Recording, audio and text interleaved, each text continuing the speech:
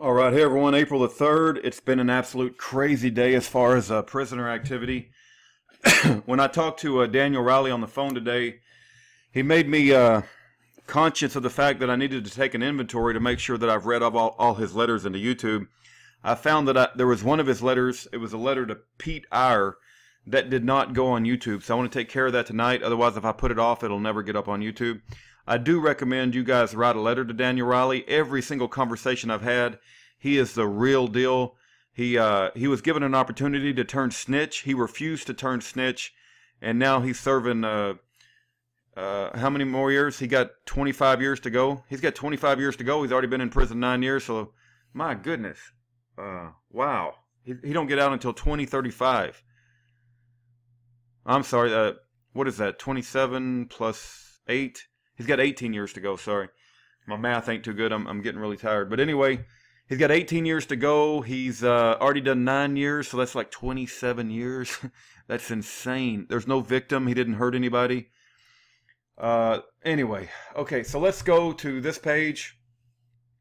Let me zoom out so you guys can see. Zoom. Let's go to 100%. All right, let's do. Sometimes my zooming ain't just right. Fit the window. Okay. So I found this letter at that website, copblock.org. Somebody must have been posting letters. So let's go to the second page and let me zoom back into 400%. This is already public, so I'm not making it public. It's already public. Zoom 400%, and no, 400% is way too high. Hold on, zoom. Let's go 200%. Okay. Does that look better?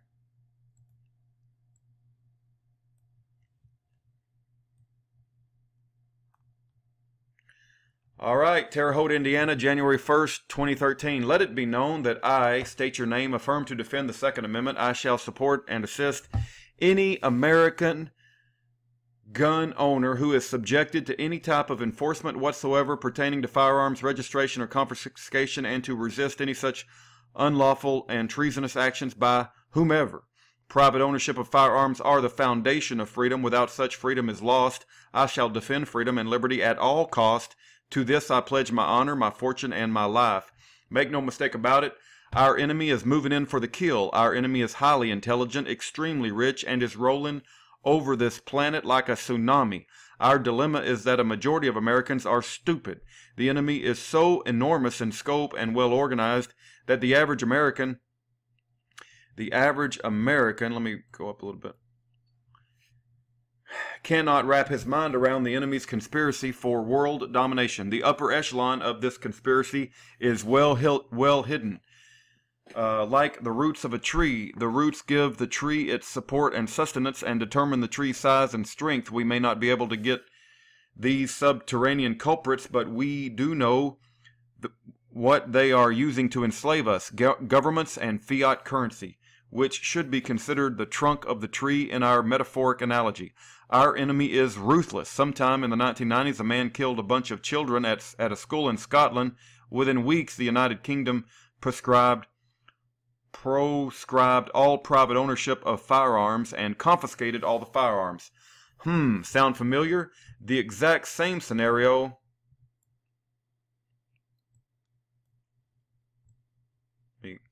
I don't know what just happened. Why is it doing this? Come on. The exact same scenario is placed out here now in America. In Australia, around the same time in Scotland, a guy shot a bunch of people on a beach with an AK-47. Shortly thereafter, all firearms were banned and confiscated. This is our enemy's goal here too. The Second Amendment means nothing. It is only words in paper. What means something are men and women willing to take a stand and not back down to give meaning to the Second Amendment. Without such brave patriots, the Second Amendment is worth only the paper it is written on. I want to speak frankly and candid to my reader, but I cannot due to my circumstances. I will give another metaphoric explanation to the situation we are forced with. Think the American people as the wildebeest, zebras, gazelles, water buffaloes, and all the other grazing animals.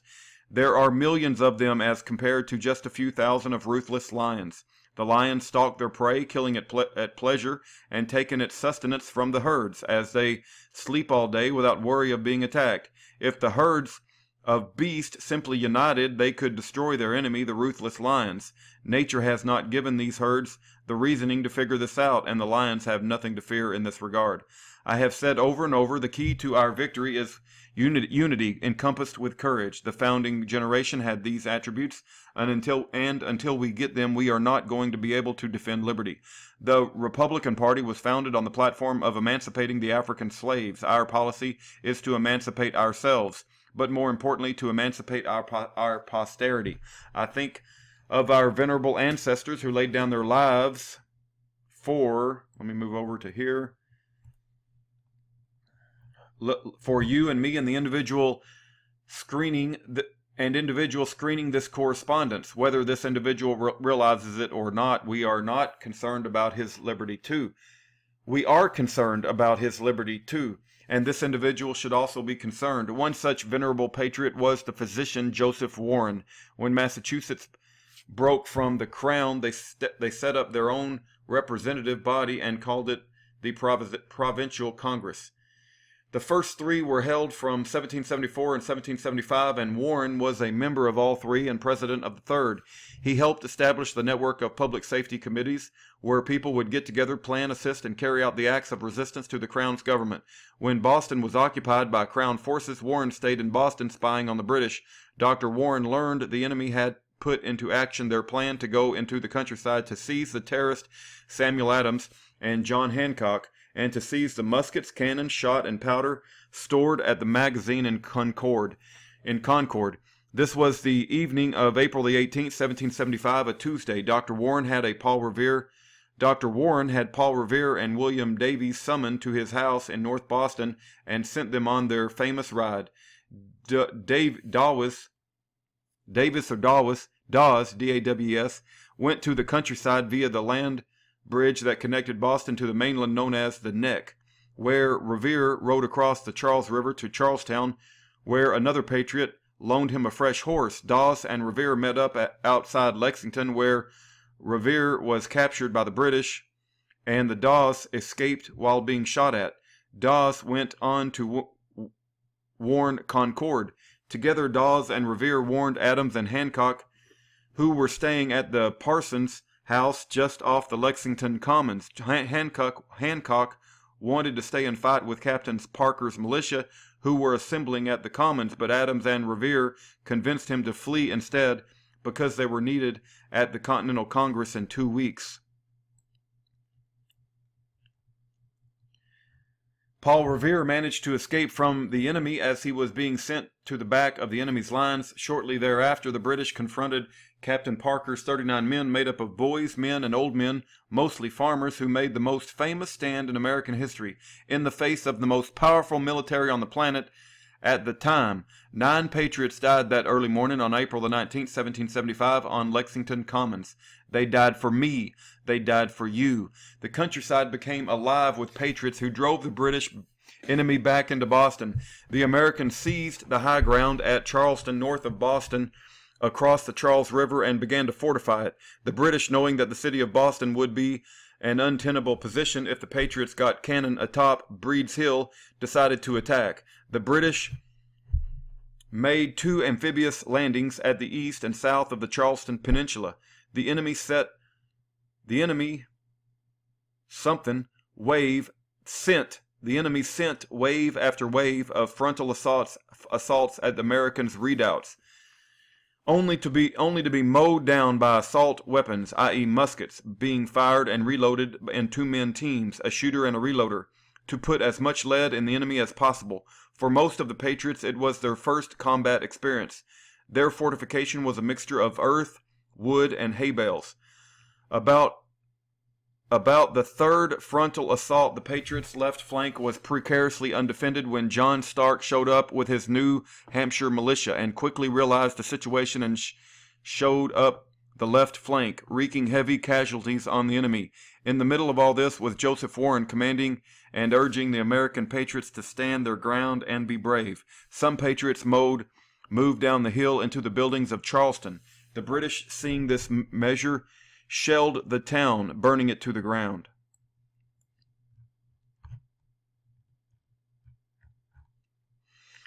Something should mention the peninsula was surrounded by the British warships firing into the Americans' fortification. The bales of hay caught fire, coupled with all the musket fire. One can just imagine the smoke and chaos.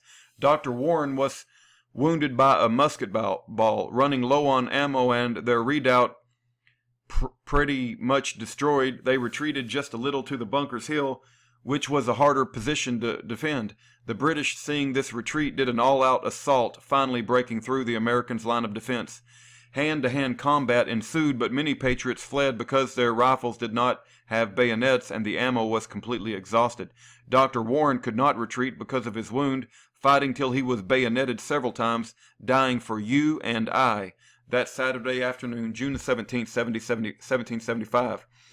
During the Battle of Breed's Hill, misnomer Battle of Bunkers Hill, the Patriots killed more British officers than would be killed the entire rest of the war combined.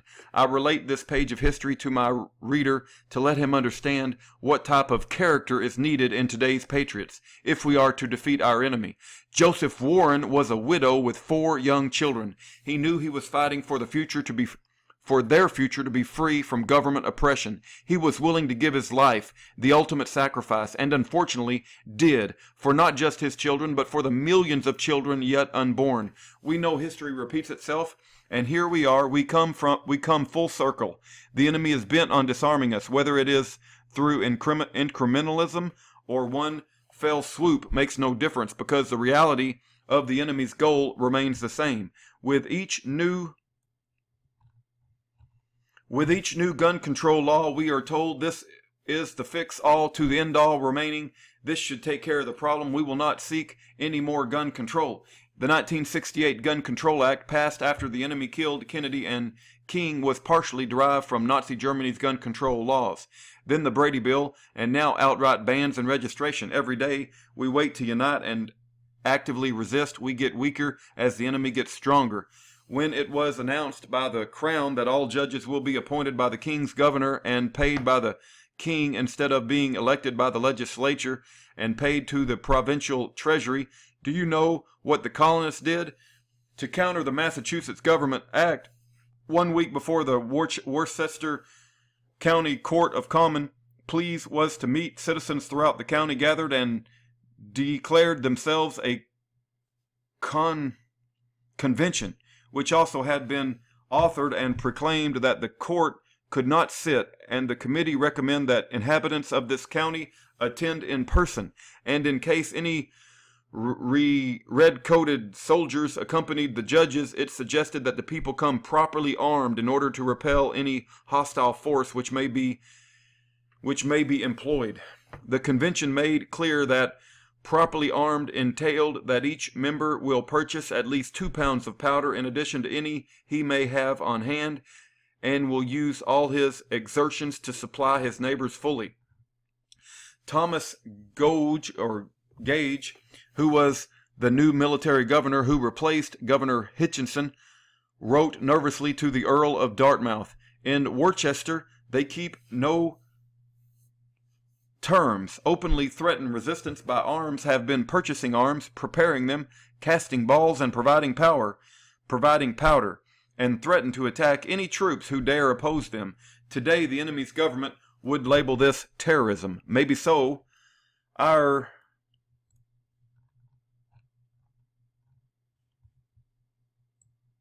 founding fathers were all terrorists, plain and simple. On September the 6th, 1774, when the Crown appointed judges showed up at Worcester County Courthouse to conduct business, they were greeted with an estimated 5,000 to 6,000 men, including 1,000 armed militiamen, organized neatly into a rank and file on the town green.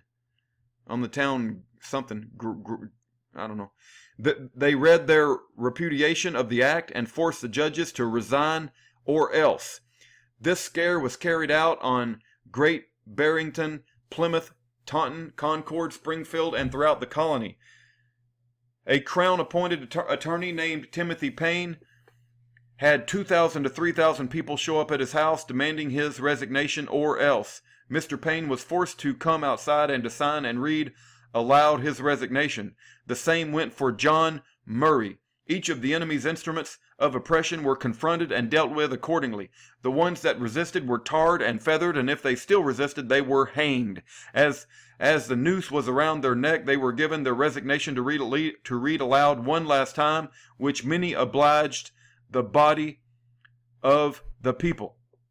The reason I tear this page from history to put before my reader is to show you how the people were united and were not afraid, but filled with courage to meet the enemy. Again, history lets us know terror was the choice tactic of our venerable forefathers. I must point out that in February 1775, the enemy sent Leslie out of Boston with 240 men to seize the arms and ammunition which the rebels had stored in Salem, Massachusetts.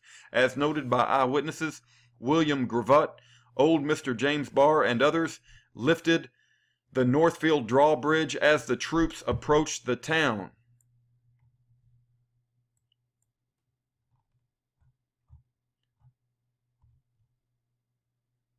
Hold on. Let me get okay, yeah, we're here.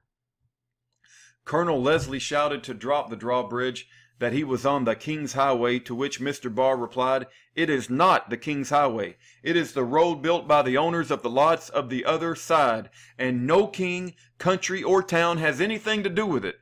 Colonel Leslie was amazed as he was spoken to like that. After some bickering, Colonel Leslie promised he would only march 50 rods without he would only march 50 sods without disturbing any if the bridge was lowered. The bridge was lowered, and Colonel Leslie kept his promise. Thus, opening battle for the American Revolution was postponed for 2 months. Old Mr. Barr stood up to the British Empire. That is true American bravery. No freeman or women would ever register their liberty tools. Liberty tool is a gun or a firearm, by the way. Do you think for 1 second Dr. Warren or old Mr. Barr would register their assault weapons? Of course not. You would have to fight me and kill me first. The enemy bleeds too. As every creature in nature was given a mechanism for self-defense by God, man was given the rifle and pistol as their best mechanism for self-preservation. Simply put, the rifle and the pistol are a free people's teeth to their liberty. And when they are sought to be deprived from you, that depriver seeks to deprive you of your liberty. Liberty is as precious as life, and if any man attempts to take my life, I have a right to take his. Therefore, if a man attempts to take away my liberty, I have a natural right to take his life. Also, when the people's liberty are threatened, they are in a state of war and have a natural right to defend themselves. This statement is in the public record. It was recorded at a town hall meeting in September 1768 at Faneuil Hall. Note, Peter Faneuil, in the builder of the Cradle of Liberty, the builder of the Cradle of Liberty, was born in New Rochelle, New York in 1700.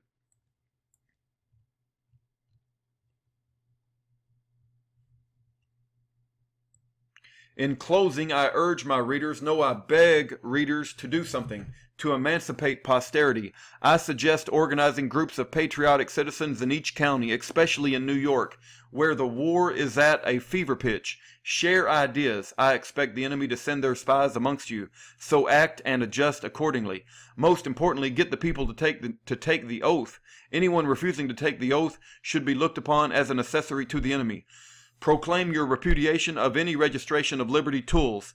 Like our forefathers taught us, mass demonstrations in the enemy's face to show the enemy we are not afraid to stand for our natural rights and beliefs. Swarm the enemy's lairs, such as courthouses and personal homes of the politicians who voted to declare war on the people. We have the right to peacefully assemble. Use it.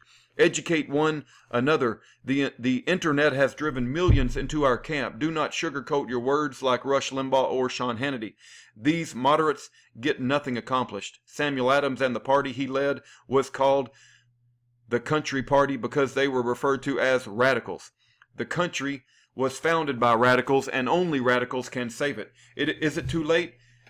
The people who are awake are like the people in the rescue boats in the freezing cold Atlantic, as we helplessly watch the beautiful ship's bow lift up out of the ocean, break apart, and slam back down into the dark ocean, taking all the dumb, ignorant people with it. Is our country metaphorically the Titanic? These moderates achieve nothing with their with their please all speech.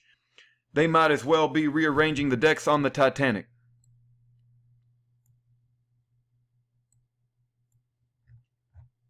Please do not let my words fall on indolent ears. Drink my words. Let them motivate you to action.